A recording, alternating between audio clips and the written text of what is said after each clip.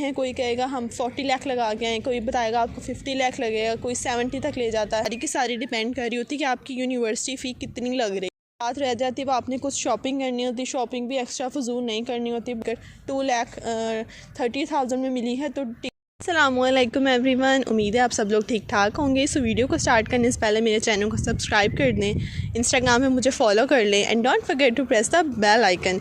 सो आज की वीडियो में मैं आपके साथ शेयर करने जा रही हूँ कि यूके में स्टूडेंट वीज़े की टोटल कॉस्ट कितनी आती है, क्योंकि ये फ़िक्स अमाउंट किसी को भी नहीं पता होता। जो बंदा बाहर जा चुका होता है ये सिर्फ चीज़ उसको पता होती है कि हाँ हम इतना पैसा लगा के हम बाहर आए हैं।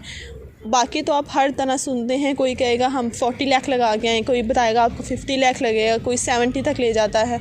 मतलब कि एक फ़िक्स्ड अमाउंट नहीं पता होती।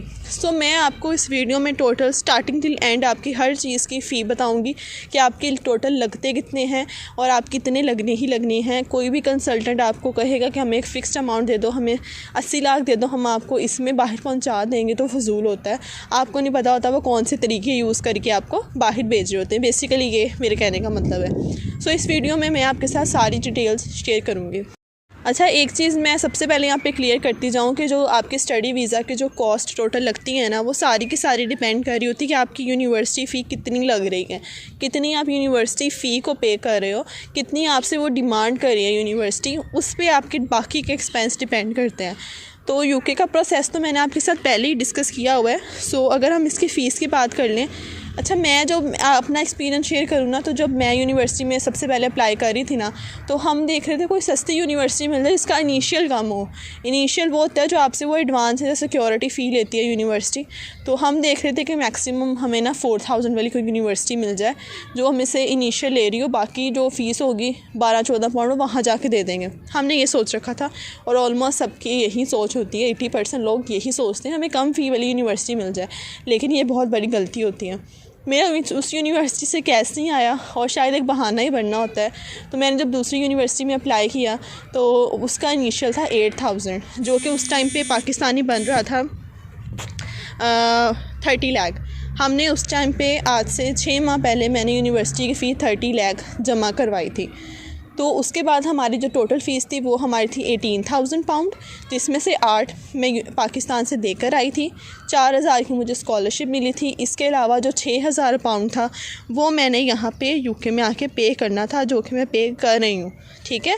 सो मैं बहुत ही शुक्र अदा करती हूँ कि हम लोग वहाँ से मैक्सिमम फ़ी पे करके आए थे। यहाँ आके बहुत ही मुश्किल होता है इतनी सारी फ़ी मैनेज करना कि हम वहाँ जाके 12-14 हज़ार पाउंड वहाँ जाके दे लेंगे, नहीं दी जाती।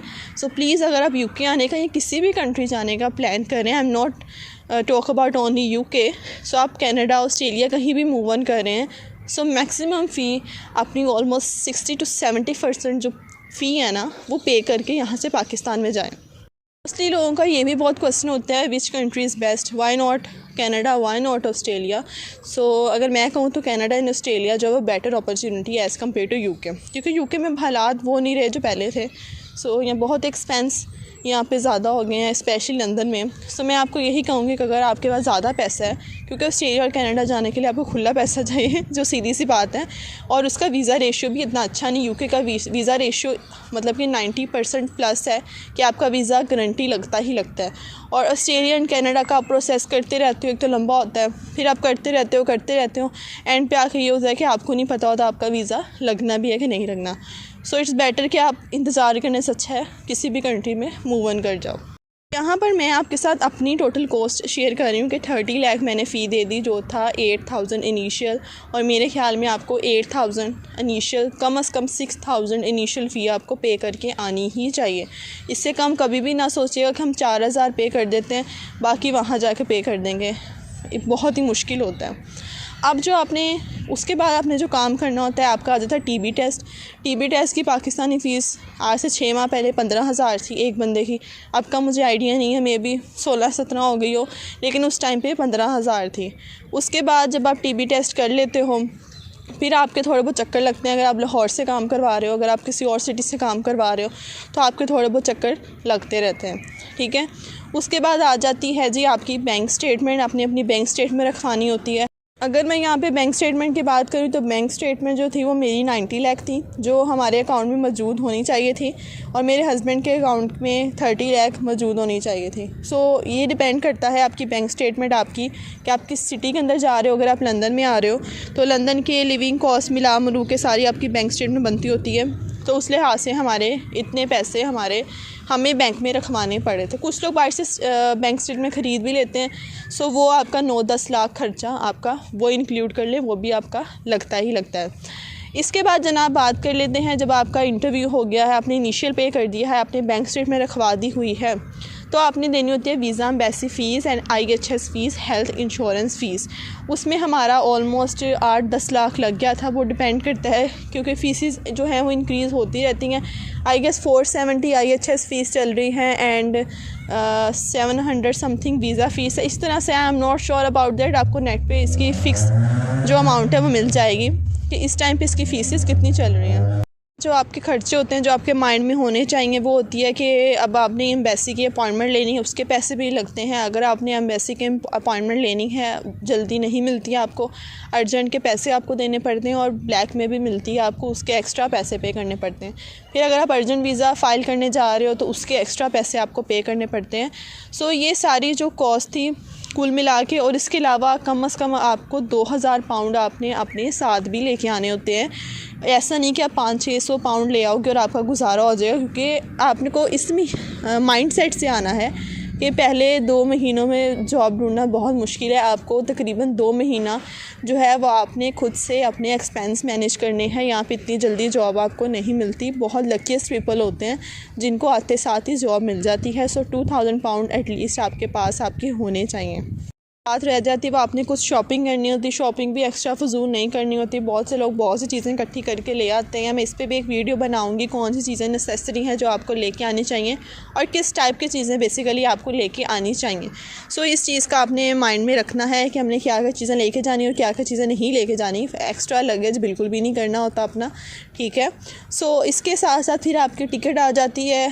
टिकट जो है अभी रिसेंटली जब मेरे भाई आए हैं तो उनकी आई गेस टिकट 2,30,000 में मिली है। तो टिकट्स डिपेंड करती है सीज़न में, आप किस सीज़न में आ रहे हो। उसके लिहाज से इनके रेट भी बढ़ जाते हैं टिकट्स के भी।